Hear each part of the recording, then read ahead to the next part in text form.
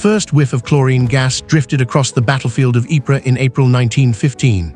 Soldiers clutched at their throats, eyes burning, coughing violently as the yellow-green cloud rolled over the trenches. Panic spread faster than the poison itself.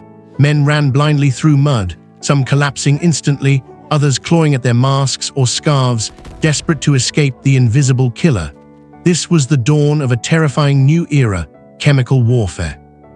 World War I had already redefined the nature of combat. Traditional lines of engagement, cavalry charges, and massed infantry assaults had become slaughtered in the mud of Europe's endless trenches.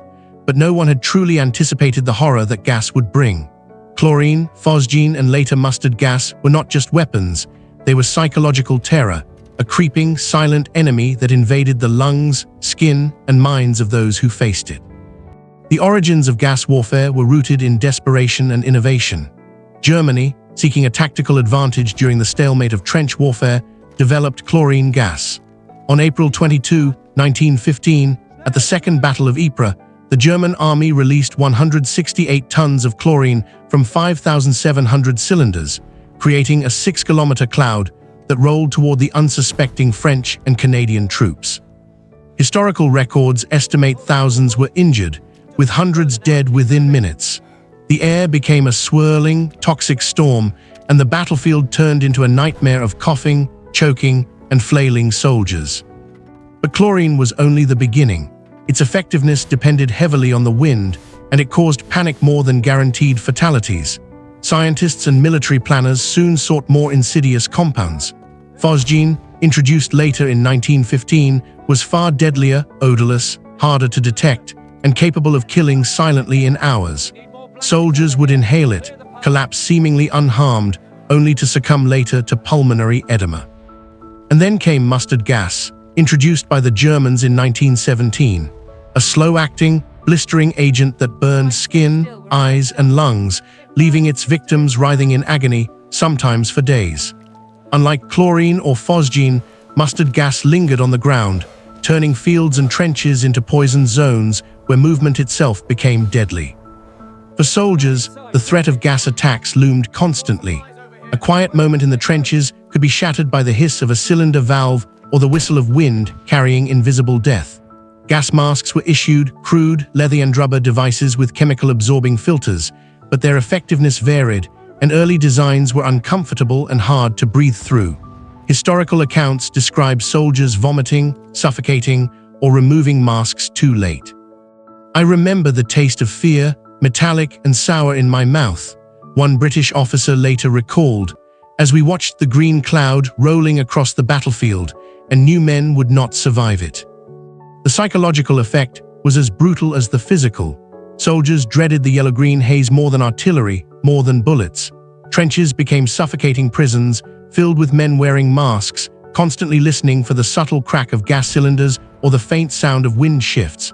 Training exercises, meant to prepare men for gas attacks, were terrifying in themselves.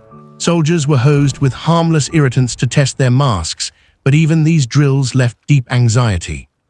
Gas had changed the very nature of fear in war. No barrier, no parapet, no trench was entirely safe. Medical units faced unprecedented challenges. Gas casualties were complex and often fatal, with symptoms ranging from temporary blindness and choking to permanent lung damage and disfigurement. Field hospitals improvised treatments, oxygen, saline inhalations, and chemical washes, but doctors were ill-prepared for the scale and variety of injuries. According to wartime records, the British Army treated over 180,000 gas casualties during the war, many from mustard gas exposure, which could linger long after the initial attack. While historical records capture numbers and strategies, the human stories reveal the horror more vividly. Consider Private John McCree, a Canadian soldier stationed at Ypres. He witnessed friends succumb to chlorine, their faces green, their lungs frothing. In letters home, he described the smell of burning lungs, the cries of men clawing at their eyes, and the mud turning red with panic. These first-hand accounts are chilling reminders that gas was not just a tactical tool, but a deeply personal trauma for soldiers. German troops were not immune to the terror they unleashed. Early in the war, Inexperienced units releasing chlorine often suffered blowback when winds changed. Soldiers themselves were sometimes poisoned by their own weapons, coughing and blinded before they could retreat. Commanders quickly learned that gas was as unpredictable as it was deadly, requiring meticulous planning, meteorological awareness, and constant vigilance. Yet, even with precautions, accidents were common.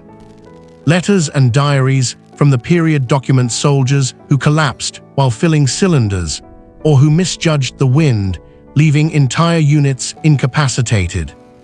Gas attacks initially achieved strategic surprise. Trenches were evacuated, artillery positions overrun, and enemy morale shattered. But over time, their tactical effectiveness diminished. Armies developed countermeasures, gas masks, protective clothing, and warning systems like bells, whistles, and flags. Gas became less of a battlefield equalizer and more of a psychological weapon, a tool to sow fear and disrupt enemy operations. Nevertheless, certain offensives demonstrated the cruel ingenuity of chemical warfare.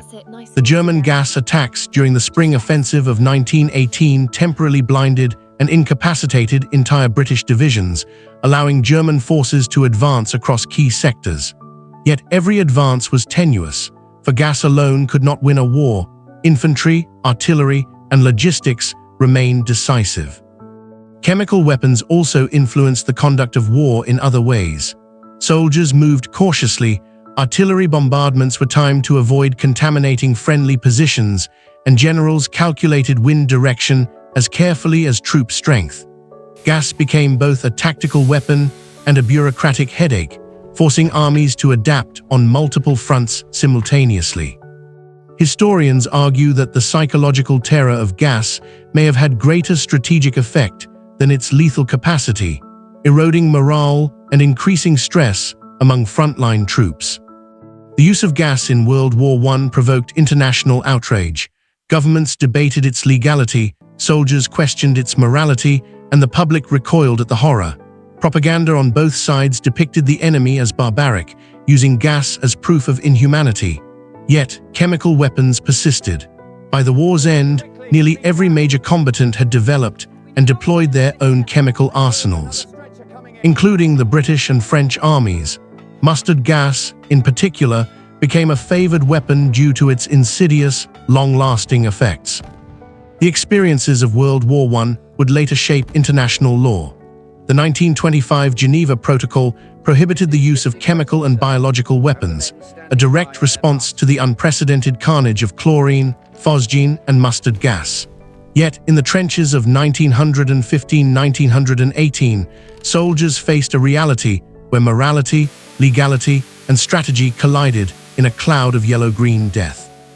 The war had demonstrated that technological innovation could outpace ethical considerations, leaving soldiers as the first victims of new, terrifying forms of warfare. The legacy of chemical warfare in World War I lingers. Survivors carried physical and psychological scars long after the armistice. Lungs weakened by gas made breathing a lifelong struggle, eyes burned for weeks, leaving permanent damage, skin blistered painfully, leaving disfigurement. Veterans recalled gas as the most terrifying threat, above machine guns, artillery, and bayonets. "A man can face bullets with courage," one soldier later wrote, "but when the air itself becomes the enemy, fear turns to a living thing." Memorials in Ypres, Verdun, and other battlefields honor the fallen, yet the true horror is often hidden in personal diaries, letters, and oral histories. Historians emphasize that gas warfare marked a turning point in military science. It was the first large-scale chemical war, a stark reminder that technological innovation without ethical constraints produces unimaginable suffering. Schools of military medicine were born from the need to treat gas casualties, and armies learned to integrate protective measures into doctrine, influencing every subsequent conflict.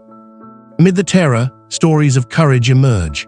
Soldiers assisted blinded comrades, dug through contaminated trenches to rescue the wounded, and improvised protection when masks failed.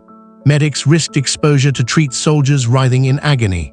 One account from a British field hospital describes a nurse wrapping a mustard gas victim in wet blankets to reduce burns, her own eyes streaming from the fumes.